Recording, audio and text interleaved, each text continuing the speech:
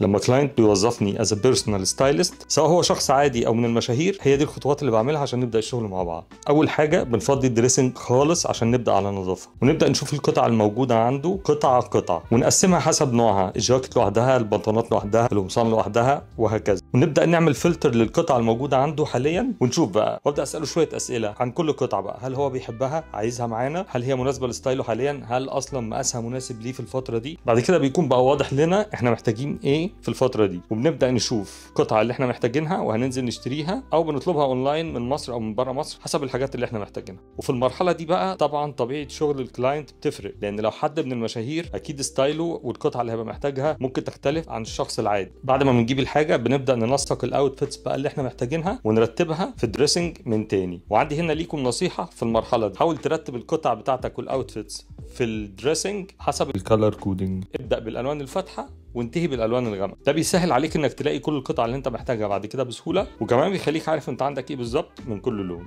قولوا لي رايكم ايه في التعليقات. لو عجبك الفيديو ما تنساش تعمل لايك وفولو عشان الفتره الجايه في فيديوهات جامده جدا.